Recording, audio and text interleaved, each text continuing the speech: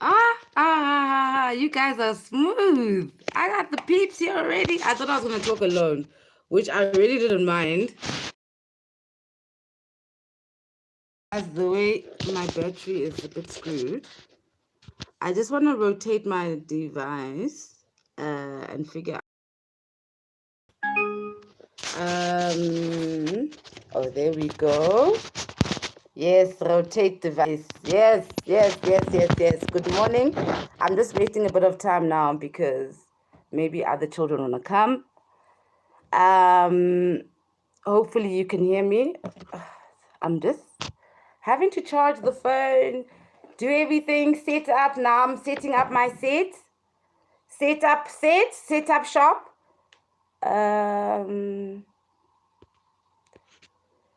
I wish you guys could just signal to me that everything is fine. And are you able to comment? Because I do want it to be interactive. Is my... okay, the live chat, is it on? Please, somebody say hi to me there. And is my device... because my thing says rotate device on this side. So I'm not sure if you are seeing everything fine. There's somebody saying something to me, helping me out, guys. Because he managed to rotate the device, and okay, I'm just gonna do it like this then. I'm gonna do it like this. Sorry, I don't want the nerd look this morning. Just want to be cute for a change. Just want to be cute. So, thank you for joining today. You know, I'm busy having fights with the white people that I worked with yesterday. And I'll tell you now, I didn't even watch the show. But I've got opinions and I'm coming in. And if we're going to fight it out, we're going to fight it out. Because, yo, man, like, I'm not something that you can just come and use and then throw away and then make the money and then, you know. I actually am a human being who's very committed to the social issues in this country. I've sacrificed a lot of myself, a lot of my career to use my voice and not make money, because it's important to me that we get to a place where there's a middle ground, especially with the black and white issues in this country. So I was invited to do that show, Generational Wealth, yesterday. Oh, it played last night. So, and I'm just going to speak honestly. And when I speak honestly, it's not from a place of trying to be... I actually just want us to be better moving forward and to know how to navigate around each other. First of all, because now I'm getting in trouble for saying that it was white people who did it, who produced it and what. And I'm like, yeah, but it was white people. It was. This issue is a contentious issue and a painful issue for black people. But it was white people who produced it. And that's the truth. And for me, if you're going to be the type of white person that you want to be, you're actually going to acknowledge that it actually was a bit weird to just have one black face, you know? You guys, I see you wanting to chat there. You see, that's going to need my glasses. Oh, guys, so for me, I think that it's important that when white people want to delve into black issues, they surround themselves with black people who are conscious and who are vocal and who are pro-black. White people are not going to advance this country or progress it with the good blacks, with the clever blacks, with the blacks who can just speak English. It's become more than just being good at speaking English. It's what are they saying? What do they bring to the table? Do they challenge you?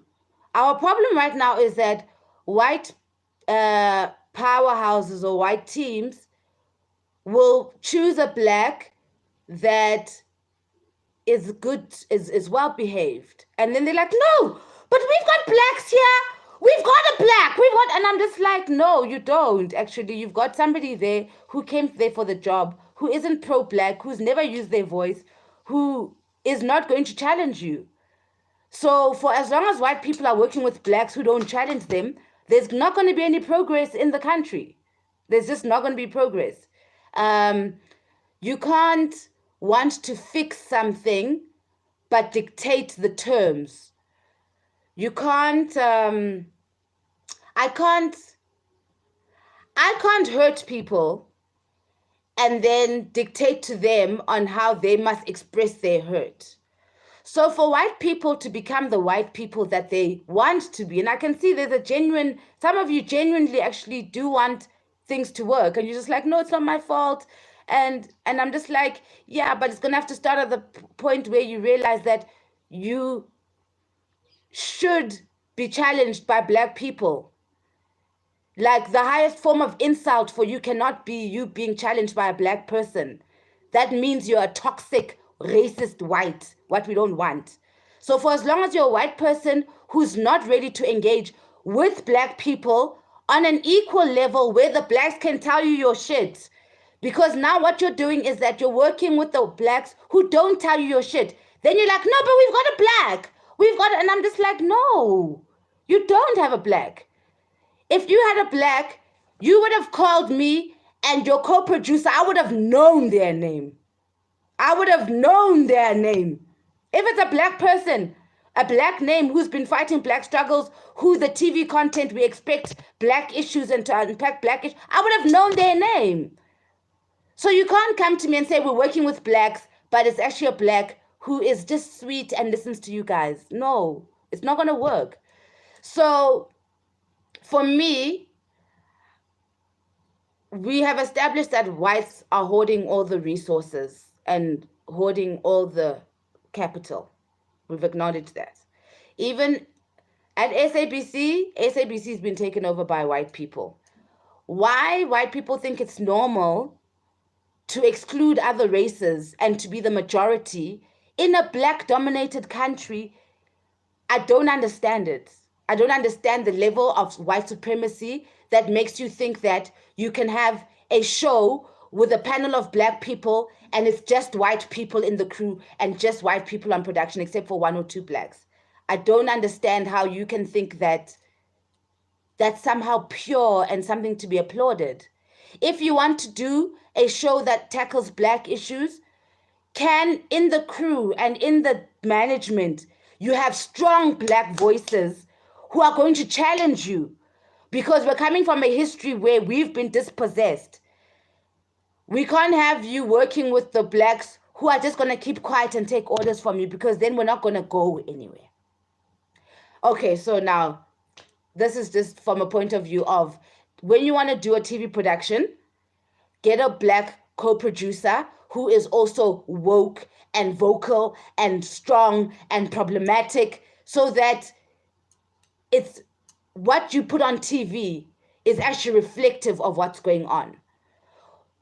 When we have white people managing a black conversation, what happens is that they edit out all the stuff that makes them feel uncomfortable. And when it makes them feel uncomfortable, it means that it makes the blacks comfortable. So what we have is that all the material that could have made the show trend was not used. It's all the material we're fighting about in the edit suite. To be like, no, Nsiki can't say this. When you were fighting over Nsiki, that was the stuff that was going to make your show blow and actually trend and create something. Now we've just got something that we did and then, oh well, and nobody paid attention. So it brings attention again to the fact that when you have a black panel addressing black issues, you're going to need a challenging black voice in management to challenge you as white people and say, no, but this is right. It's uncomfortable for you, but it's right. What was missing there now is that I didn't even watch the show, but I just could tell from the tweets that you missed the meat. You missed the mark. You didn't go into the... Then I'm just like, what the fuck, man? That's my whole... You wasted my time. You're wasting my brand. Like, I've committed my brand to shaking things up and making sure that we're talking and trending topics that are important and going to change things. When we just sugarcoat and walk on the surface, it messes up my brand. I'm like, now you've called everybody to SABC with my name. And then at the end, I'm just like, no, but you didn't hit the mark. So anyways, let me get to the actual topic, what I wanted to say about generational wealth, guys. Because I feel like this didn't come through that much.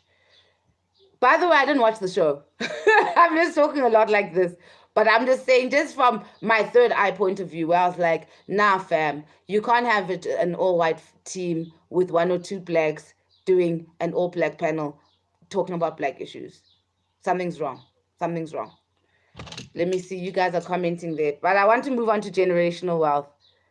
Hi, Miss Masambuka. Let's talk about generational wealth and what I actually wanted to talk about. So a lot of generational wealth comes from, as much as they were talking about, which, yeah, it's also cultural and it's your language, and it comes from the land. Generational wealth comes from the land.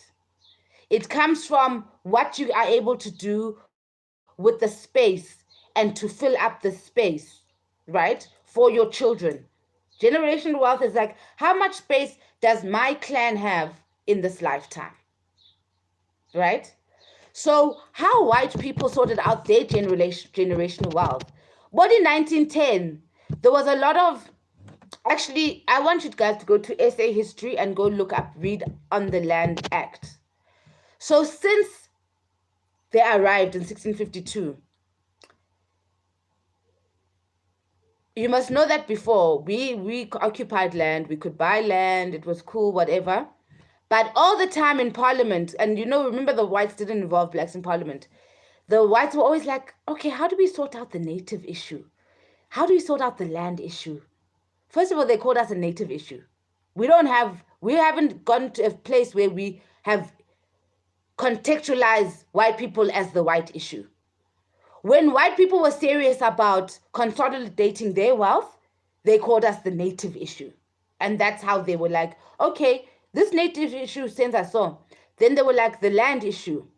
Then do you know what they did, guys? Because it was basically blacks, the English and the Brewers fighting over our land and over territory in our land. What they basically did is that they had the voting, this voting that you're so proud of. And in that voting, the Afrikaans nationalists won. And when the Afrikaans nationalists won, that's when they pushed for apartheid. And in apartheid, that's when they started using laws. They legislated that black people can't own land. They kicked black people off their lands.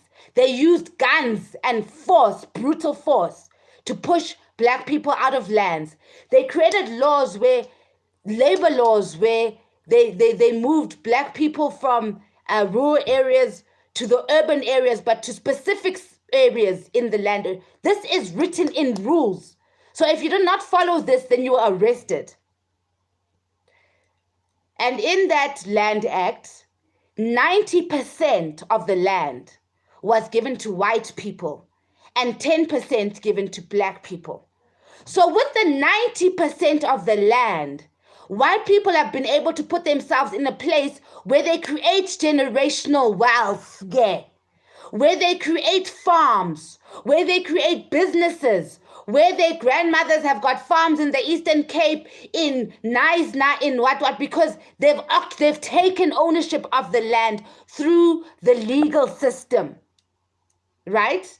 I need you to understand this, because we've never had a process where black people kick white people off land through a legal system. We've never had that. But white people did that. And that's how they got to a point where they have got this thing called white privilege, because they're hogging up the entire space.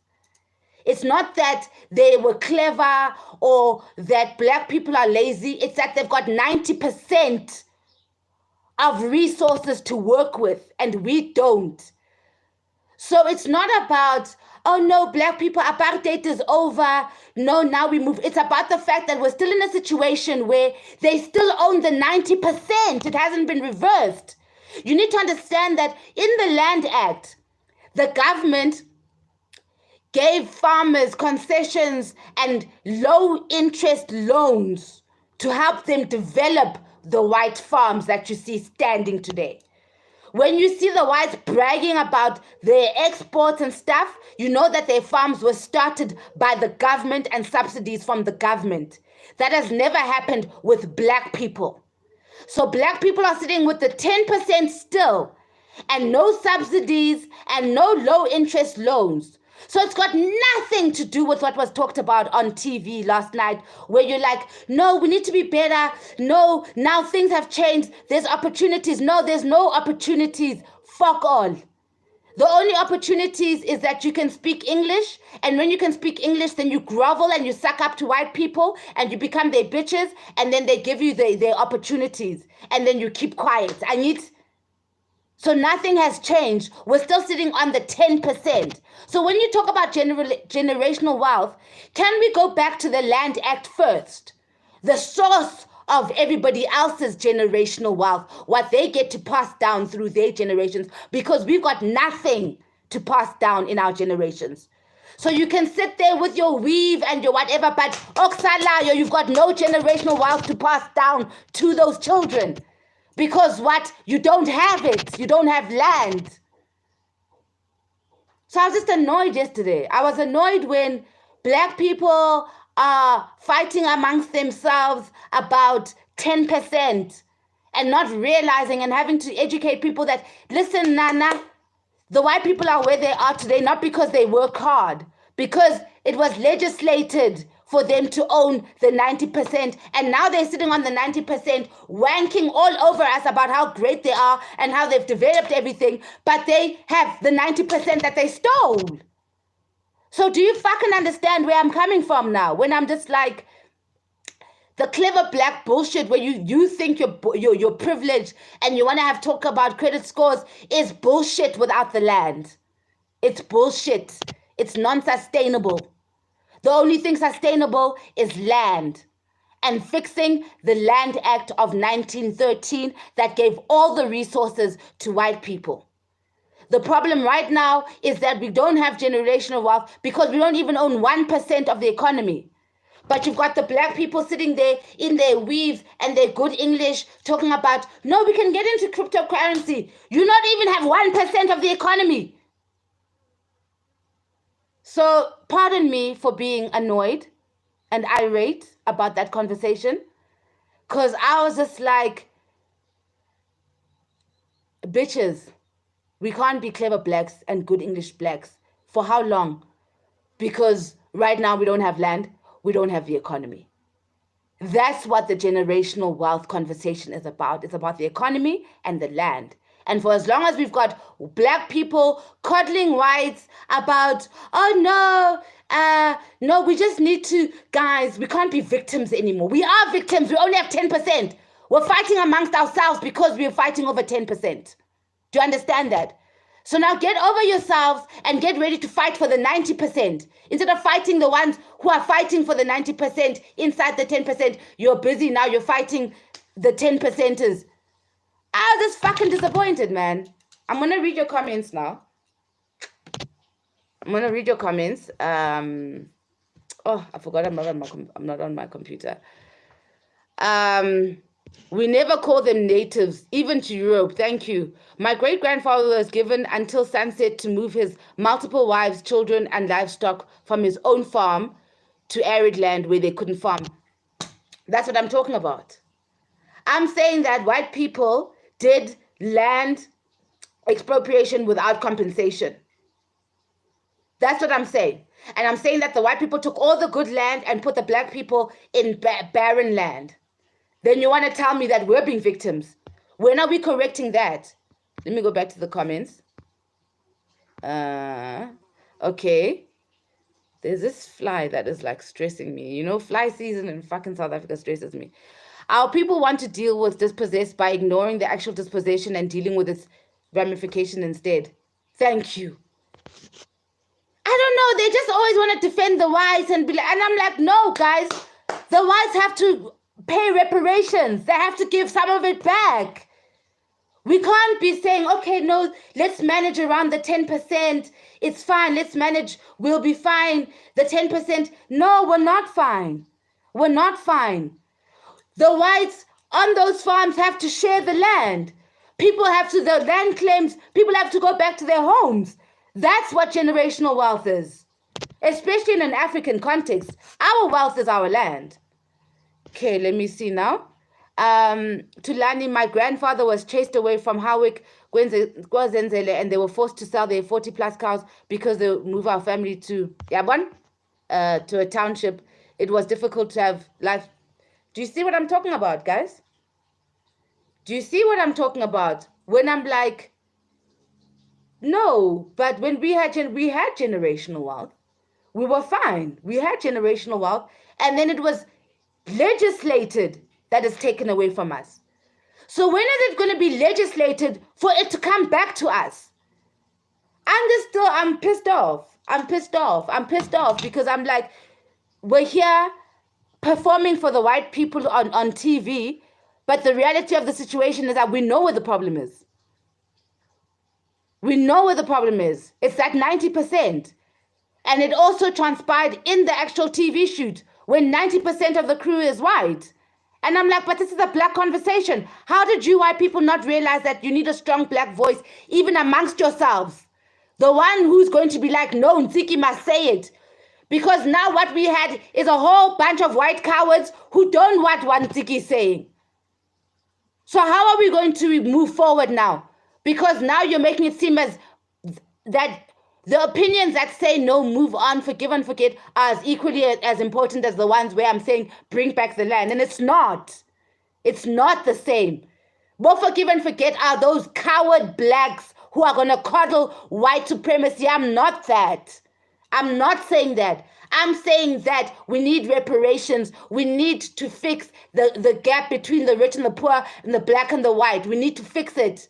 And it's not going to be fixed with white people hogging 90% of the land, hogging 90% of all the platforms, hogging all the resources, hogging all the production roles. And it's not going to work like that. If you want to be the type of white person who wants to make a difference, you're going to have to team up with people like Ntsiki Mazwai. You're actually going to team up with Boandile Mkhitam. You're going to have to team up with us.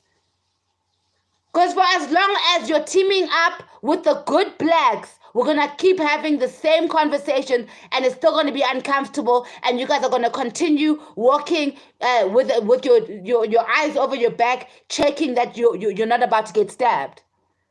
Because it's not honest. It's not honest.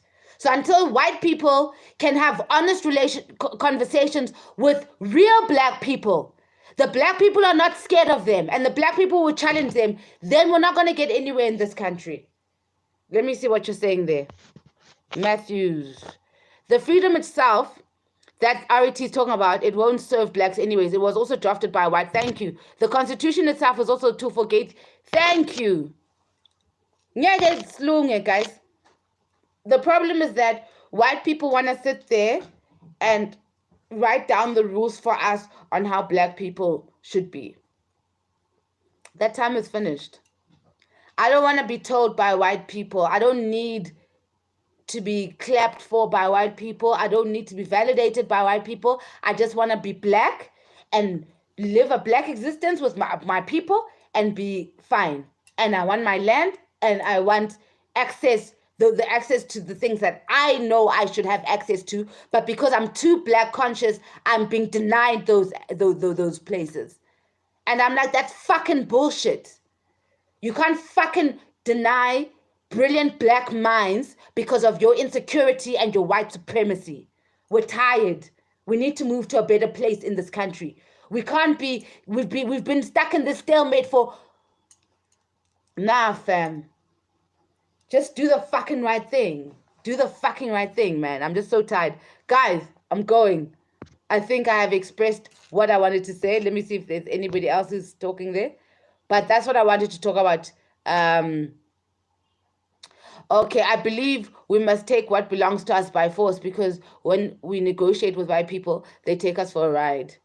That's what's irritating. That's what's irritating. And I'm just like, stop trying to be clever. Stop trying to be clever. We actually have a country that we're trying to all work and participate in. And the sad part is that for as long as white people are keeping black people out of spaces, we're not growing. We're not growing economically. South Africa could be doing so much better if white people just knew how to share the space. We could be doing so much better if they just did not have to be our saviors, our Jesus complex saviors. We would be so far. Like, stop, man. Stop needing this thing where you don't want to be challenged by blacks. Stop, man. Stop. You're not that special. Just stop, man. I'm tired. Stop. Batung.